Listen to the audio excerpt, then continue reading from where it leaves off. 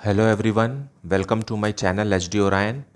हम पढ़ रहे हैं accountancy for class 12 T S Grewal की टेक्स्ट बुक से, book 2 chapter 8 company accounts issue of debentures.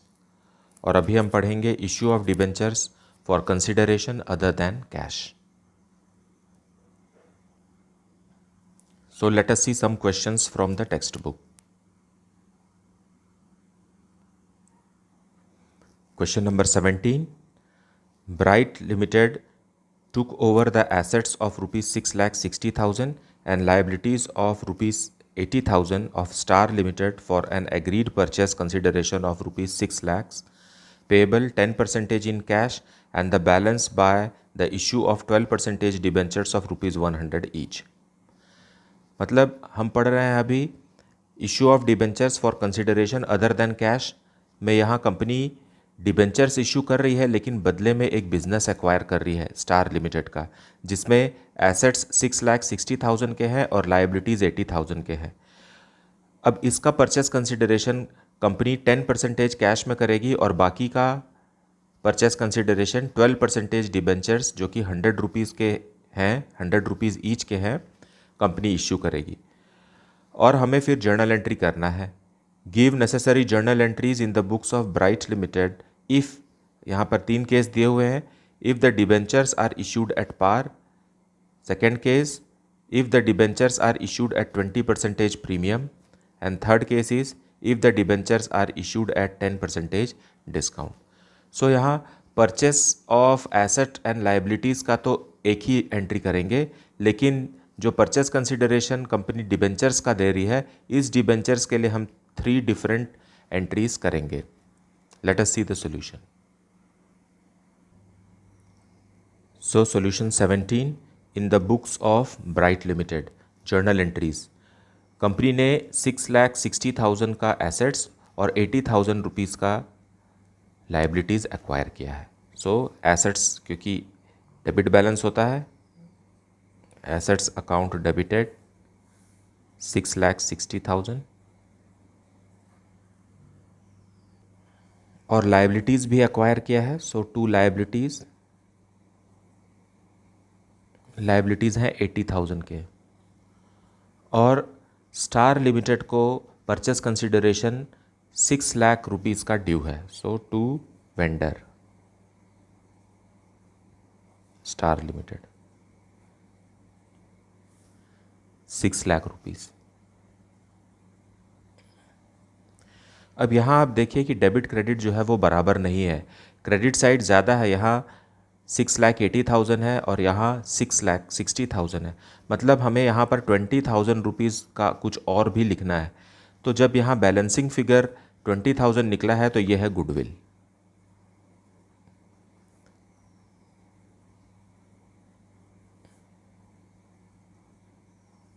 Being assets and liabilities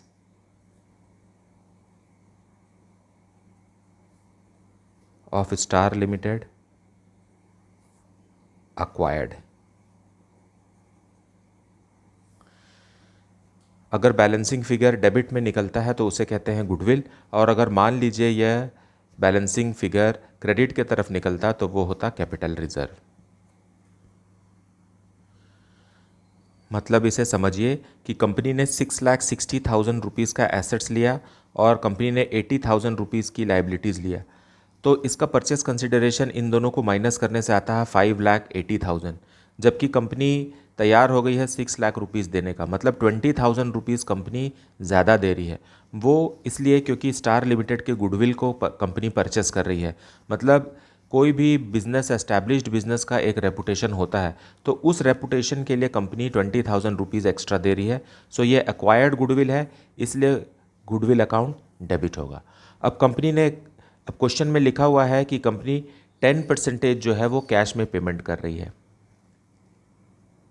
so purchase consideration 6 lakh है, 6 लाख का 10% कंपनी कैश में पेमेंट करेगी।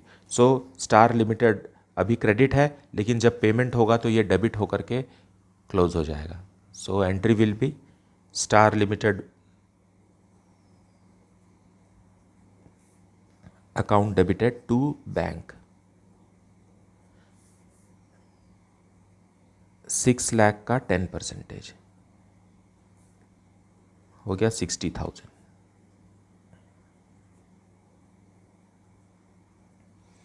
being 10% of the purchase consideration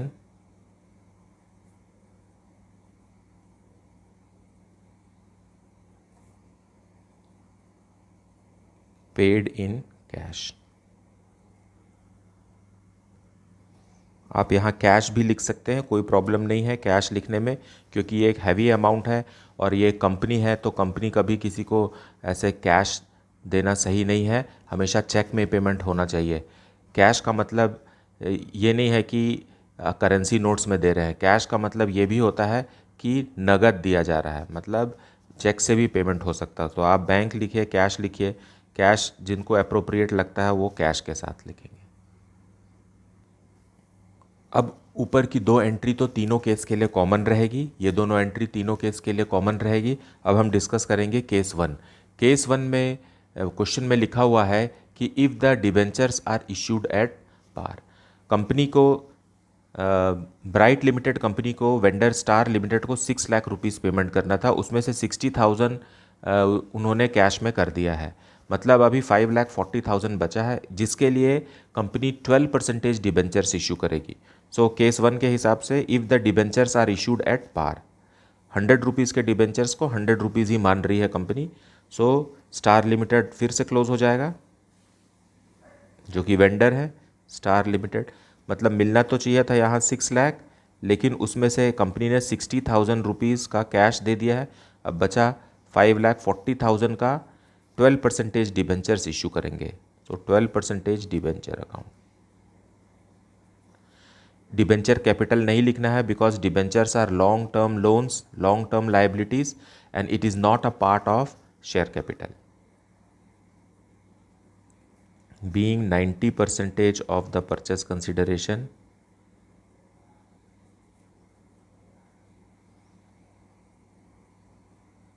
paid in debentures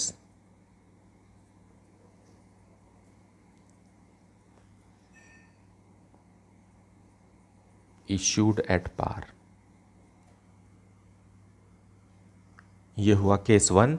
अब हम case to discuss करेंगे, जिसमें लिखा है if the debentures are issued at 20% premium. So बाकी का 90% if the debentures are issued at 20% premium के लिए एंट्री होगा Star Limited account debited to 12% debentures account and to securities premium reserve.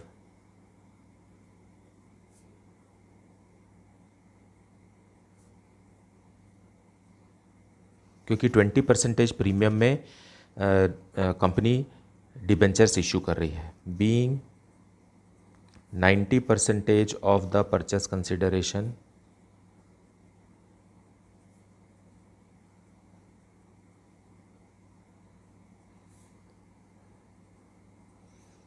paid in 12% debentures issued at 20% premium. अब amount discuss करेंगे। तो star limited में अब बचा कितना है, 5,40,000 बचा है। हमें डिबेंचर्स इशू करना है, इतने डिबेंचर्स इशू करना है कि जिसमें 20% प्रीमियम मिला करके 5,40,000 होना चाहिए, मतलब डिबेंचर्स का ही 20% सिक्योरिटीज़ प्रीमियम होना चाहिए।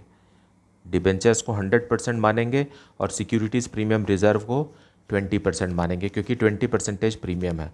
मतलब ये जो 5,40,000 है ये डिबेंचर्स का 120% हो गया, क्योंकि इसमें डिबेंचर का अमाउंट भी इंक्लूडेड है और सिक्योरिटीज़ प्रीमियम रिजर्व का अमाउंट भी इंक्लूडेड है, ये दोनों इसमें इंक्लूडेड हैं। मतलब स्टार लिमिटेड का जो 5,40,000 है इसमें डिबेंचर और सिक्योरिटी प्रीमियम में हमको इसको स्प्लिट करना है।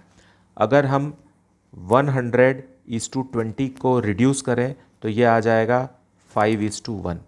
सो 5,40,000 को हम 5:1 में अगर स्प्लिट करें तो 5 जो रहेगा वो 12% डिबेंचर का अमाउंट आएगा और 1 जो रहेगा वो सिक्योरिटीज़ प्रीमियम रिजर्व का अमाउंट आएगा।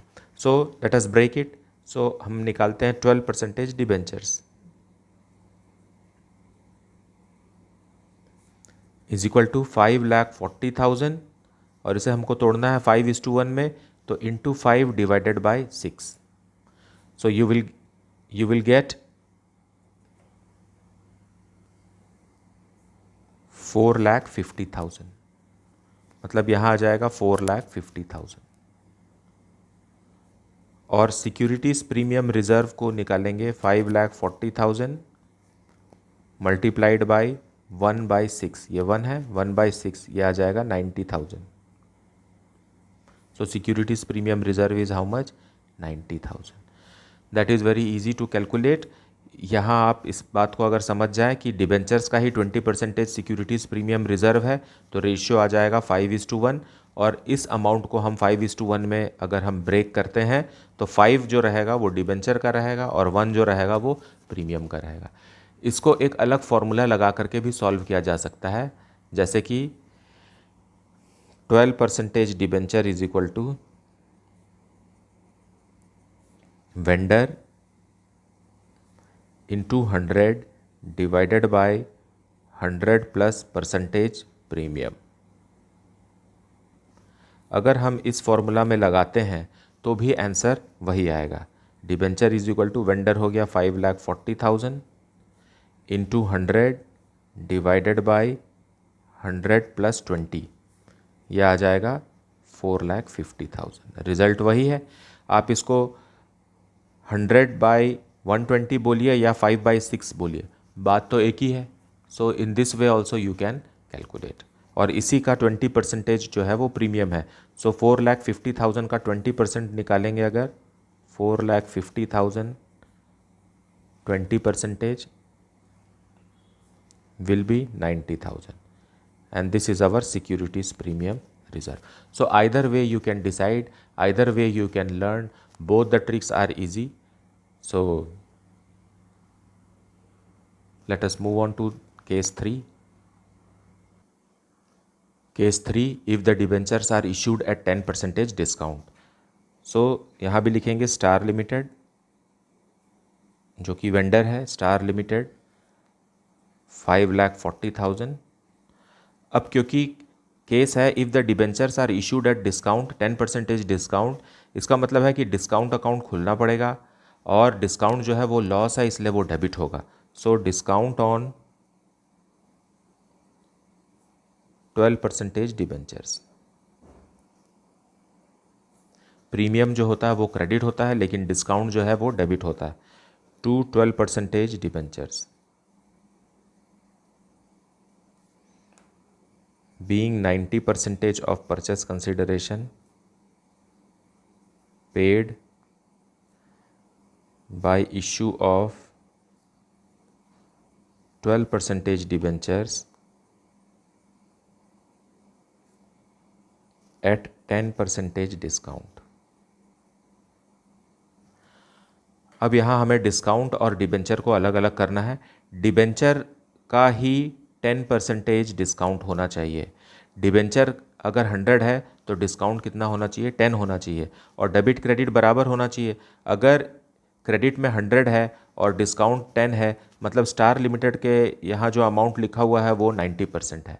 हमें पता है कि 90% अमाउंट जो है वो 5,40,000 है, इसलिए 10% और 100% निकालना आसान है। So debenture is equal to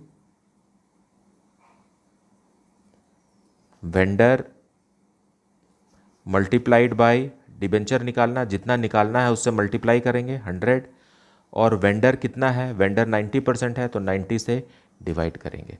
अगर इसमें अमाउंट लगाते हैं हम, सो 5,40,000 multiplied by 100 divided bye 90 will get S 6 lakh, मतलब 6 लाख रुपीज़ के डिबेंचर्स हमें इशू करने पड़ेंगे।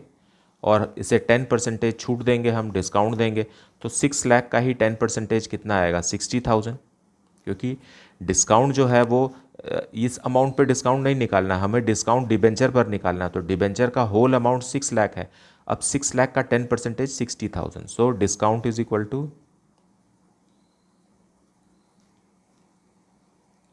6 lakhs 10%, that is equal to 60,000. So this is the solution. Now let us move on to next question. Question number 18.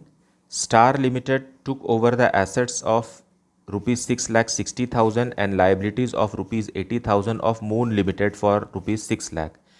Give necessary journal entries in the books of Star Limited. If the purchase consideration was payable 10% is in cash and the balance in 5400 12% debentures of rupees 100 each. और case 2 है, the purchase consideration was payable 10% in cash and the balance in 4500 12% debentures of rupees 100 each at a premium of 20%. Now ये दोनों question same है. Both the questions are same. This case 1 is equal to question number 17 case 1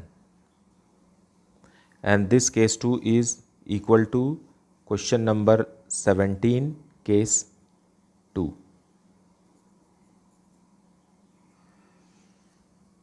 So you can help yourself looking at the previous solution. Now let us see question number 19. Romi Limited acquired assets of 20 lakhs and took over creditors of rupees 2 lakh from Kapil Enterprises. Romi Limited issued 8% debentures of rupees 100 each at a discount of 10% as purchase consideration. Record necessary journal entries in the books of Romi Limited. अब रोमी Limited ने Kapil enterprise के assets और liabilities purchase कर लिए. Assets को ₹20 लाख में और एक क्रेडिटर भी ले लिया जो कि 2 लाख रुपीज़ का है. सो 20 लाख का एसेट्स माइनस 2 लाख का क्रेडिटर हो करने से आता है 18 lakh. 18 lakh rupees purchase consideration हो सकता है, लेकिन रोमी लिमिटेड ने जो परचेस कंसिडरेशन दिया है वो 8% debentures of rupees 100 each eight a discount of 10%. Purchase consideration cash में ना दे करके रोमी लिमिटेड ने 8% डिबेंचर्स रुपीज़ 100 फेस वैल्यू वाले 10% डिस्काउंट पे इशू किए. So let us see the journal entry in the books of Romi Limited. So solution 19 in the books of Romi Limited journal entries. Romi Limited ने 20 लाख के assets और 2 लाख के क्रेडिटर्स कपिल एंटरप्राइजेस के acquire किए. So assets account debited. Assets account debited real account है, debit what comes in, so assets account debited. और assets 20 lakh के हैं. 2 लाइबिलिटीज़ में क्रेडिटर्स है, क्रेडिटर्स एक्वायर कर लिया इन्होंने 2 लाख का. अब जो बैलेंसिंग अमाउंट है यही परचेस कंसिडरेशन है जो कपिल एंटरप्राइजेस को मिलेगा. सो कपिल एंटरप्राइजेस ये वेंडर है, विक्रेता. वेंडर मतलब विक्रेता. 18 lakh balancing amount. Being assets and liabilities bot.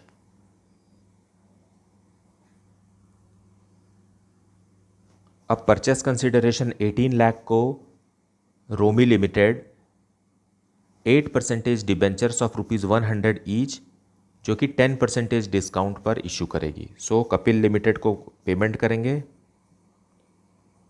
Kapil enterprises जो कि वेंडर है. जितने से क्रेडिट हुआ है उतने से ही डेबिट करेंगे क्योंकि पूरा का पूरा पेमेंट कर रहे हैं. और ये डिस्काउंट पे 8% डिबेंचर्स इशू हो रहे हैं तो डिस्काउंट जो है वो लॉस होता है, इसलिए लॉस हमेशा डेबिट किया जाता है. इसलिए discount on 8% debentures account debited to 8% debentures.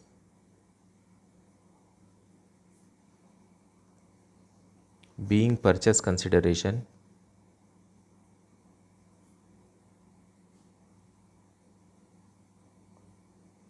paid in 8% debentures issued at 10% discount. Now let us discuss कि how much is the discount and how much are the debentures. So debentures, if debentures are 100%, then discount will be how much, 10%.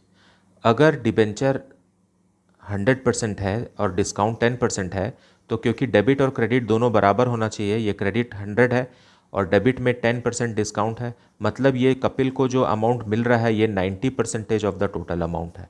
अगर 90% 18 लाख है तो हम 10% निकाल सकते हैं और 100% भी निकाल सकते हैं. So debenture is equal to vendor into 100 divided bye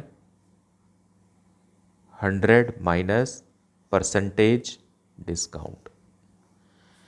इसमें अमाउंट फिट करेंगे तो वेंडर आ जाएगा 18 lakh multiplied by 100 divided by 100 minus percentage discount जो है वो है 10%. So the amount we will get is 20 lakh. So debentures are how much, 20 lakh. So हम डिबेंचर में लिख देंगे 20 लाख और हर डिबेंचर 100 रुपीज़ का है. सो नंबर ऑफ डिबेंचर्स क्या हो गया, number of debentures is equal to 20 lakh divided by 100 जो कि फेस वैल्यू है. हर डिबेंचर कितने का है, हर डिबेंचर 100 रुपीज़ का है. सो अगर हम 100 रुपीज़ से डिवाइड कर देंगे तो ये आ जाएगा 20,000 debentures.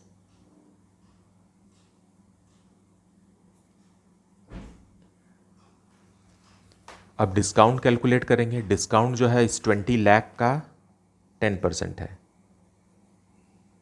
Discount is equal to debenture का amount 20 lakh, 10%, that is equal to ₹2 lakh. तो यहाँ लिखेंगे 2 लाख. अब डेबिट और क्रेडिट का अमाउंट बराबर है. So that is your solution.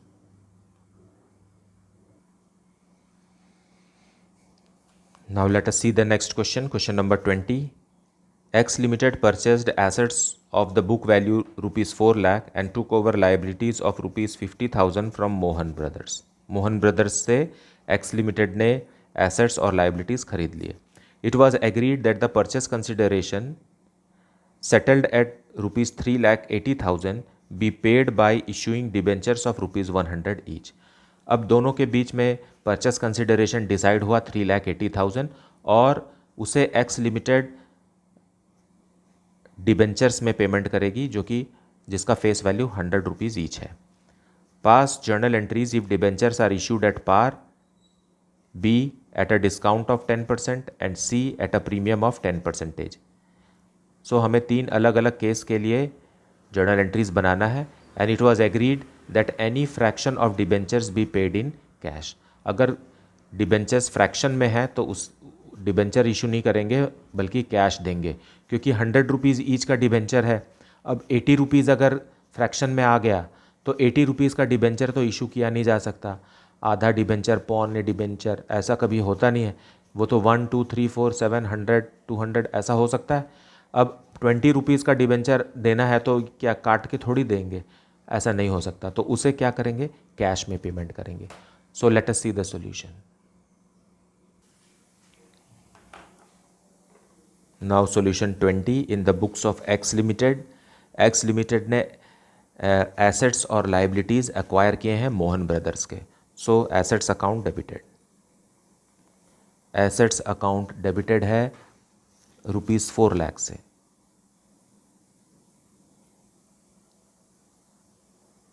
और लाइबिलिटीज़ है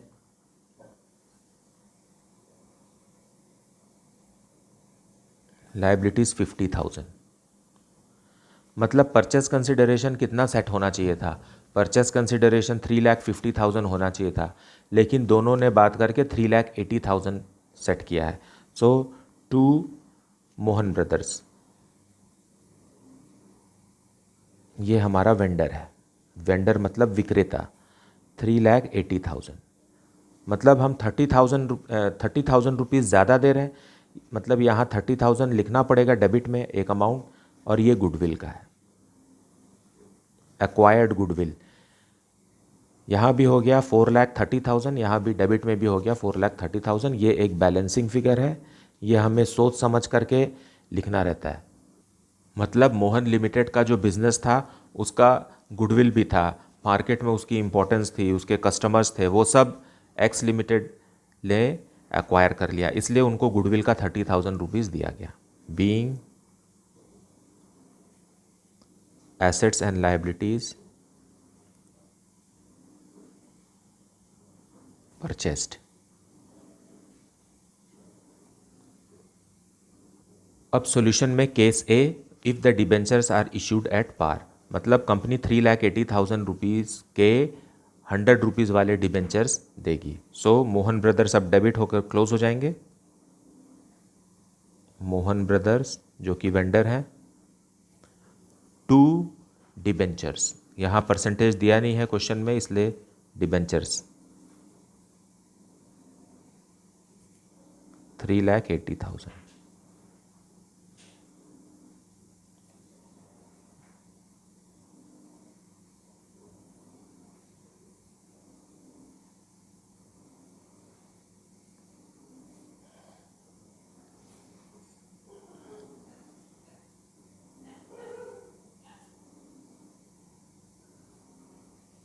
being purchase consideration paid in debentures issued at पार।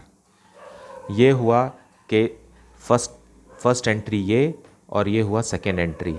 अब जो बाकी के केस बी और सी हैं उसमें ये फर्स्ट एंट्री कॉमन रहेगी और बस सेकेंड एंट्री चेंज होगी। So let us see case B.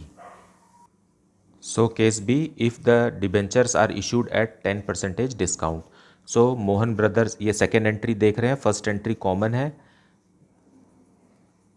Mohan brothers जो कि वेंडर है, इन्हें देना है 3,80,000 और purchase consideration is paid in debentures at discount. So discount है मतलब लॉस है, तो लॉस भी डेबिट होगा, उससे लिखेंगे discount on issue of, discount on debentures to debenture account. अब यहाँ लिखेंगे बीइंग परचेस कंसिडरेशन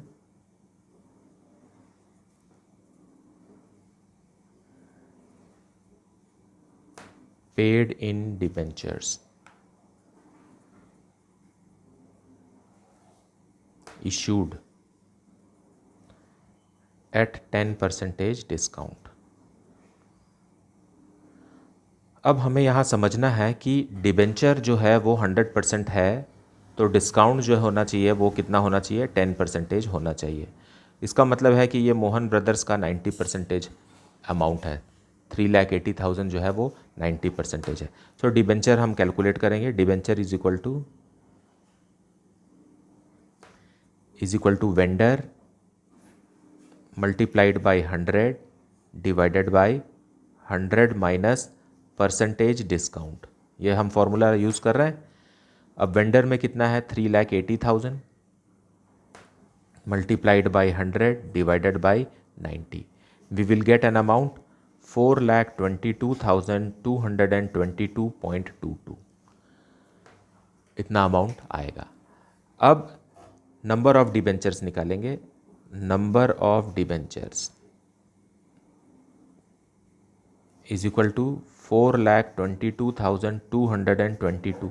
इस पॉइंट को हम छोड़ रहे हैं, डिवाइडेड बाई 100, ये हो गया 422.22 डिबेंचर्स। अब डिबेंचर्स तो 100 के मल्टीपल्स में ही हो सकते हैं, ये 0.22 डिबेंचर्स तो पॉसिबल नहीं है, क्योंकि आधा या पौने या 1.5 ऐसा डिबेंचर तो कभी दिया नहीं जा सकता, वो तो 100 के मल्टीपल्स में ही रहेगा, इसलिए 0.22 डिबेंचर्स को हम एलिमिनेट कर देंगे। So debenture is equal to 4,222 multiplied by 100, that is equal to 4,22,200 rupees का डिबेंचर इशू करेंगे। यहाँ पॉइंट को इग्नोर करेंगे। सो डिबेंचर में लिखेंगे 4,22,200, डिबेंचर में लिखिए 4,22,200। अब इसी का 10% डिस्काउंट है, so discount is equal to 4,22,200 10%, which is equal to 42,220। तो डिस्काउंट में आ जाएगा 42,220। अब डेबिट क्रेडिट चेक करेंगे तो डेबिट में 20 रुपीज़ ज़्यादा है और यहाँ पर कम है, इसलिए हम इसको लिख देंगे टू कैश या बैंक 20 रुपीज़। जैसा कि क्वेश्चन में लिखा हुआ है, क्वेश्चन में लिखा है कि it was agreed that any fraction of debenture be paid in cash. So यही वो फ्रैक्शन ऑफ डिबेंचर है जिसे हम कैश में पेमेंट कर रहे हैं, क्योंकि हर डिबेंचर 100 रुपीज़ का है और 20 रुपीज़ का डिबेंचर इशू करना पॉसिबल नहीं है, इसलिए ये फ्रैक्शन पेमेंट जो है वो कैश में होगा। Let us see case C. अब case C, if the debentures are issued at a premium of 10%। इसमें फर्स्ट एंट्री तो वैसी ही होगी जैसा कि केस 1 में है, केस ए में है। हम सेकेंड एंट्री की बात कर रहे हैं जिसमें हम पेमेंट करेंगे। So Mohan Brothers account debited.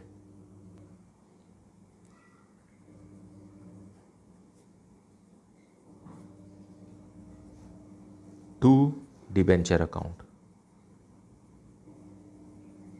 and to securities premium reserve.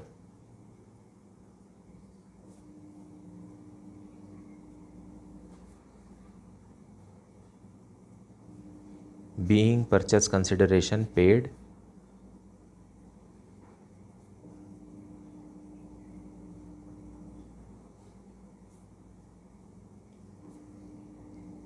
by issue of debentures at a premium of 10%। अब यहाँ आ जाएगा 3,80,000, क्योंकि इतने ही अमाउंट को हमको पेमेंट करना है। और डिबेंचर्स और सिक्योरिटीज़ प्रीमियम रिज़र्व में अगर डिबेंचर्स 100% है तो सिक्योरिटीज़ प्रीमियम रिज़र्व 10% है।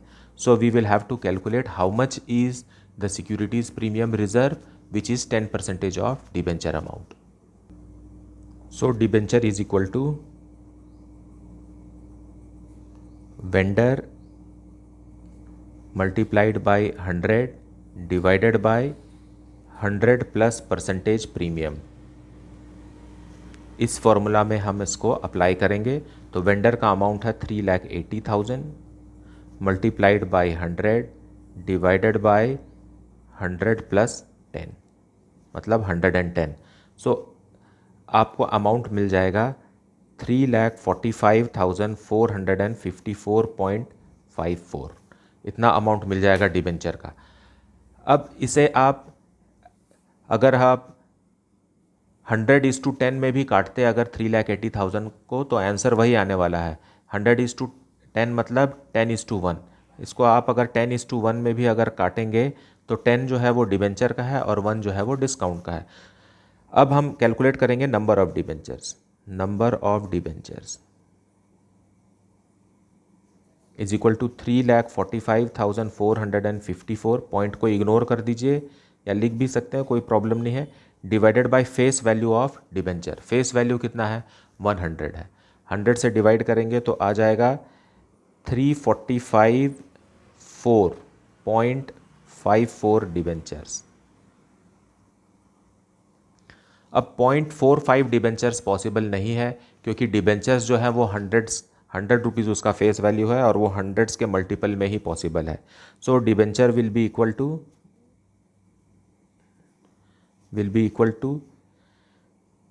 3,454 debentures multiplied by 100 that is equal to 3,45400 means 3,45,400 rupees का डिबेंचर इशू हो पाएगा। सो डिबेंचर्स में हम लिखेंगे, यहाँ ऊपर आ जाएंगे, डिबेंचर्स में हम लिखेंगे 3,45,400। अब डिस्काउंट कैलकुलेट करेंगे। Discount is equal to 10% of debentures. So discount is equal to 3,45,400's 10%, which is equal to 34,540. So amount लिखेंगे ऊपर जर्नल एंट्री में 34,540. नाउ अगर हम डेबिट क्रेडिट को चेक करते हैं तो डेबिट वाला अमाउंट ज़्यादा है और क्रेडिट वाला अमाउंट कम है. कितने रुपीज़ से कम है? 60 रुपीज़ से कम है, क्योंकि यहाँ 40 दिख रहा है तो बैलेंसिंग फिगर कितना है? 60 रुपीज़. ये कंपनी कैश में पेमेंट करेगी. आप कैश लिखिए, बैंक लिखिए. This is the balancing figure 60 rupees, क्योंकि क्वेश्चन में साफ साफ लिखा हुआ है कि it was agreed that any fraction of debenture be paid in cash. So 100 rupees से कम अगर है तो वो फ्रैक्शन है और फ्रैक्शन डिबेंचर इशू नहीं हो सकता, इसलिए यहाँ 60 रुपीज़ कैश में पेमेंट करेगी company. So this is the solution. I hope that you are understanding the concept of the chapter very well. If you are having any doubt or any suggestion, you can put it in the comment section. Please like, subscribe and share the channel. Thank you so much for watching.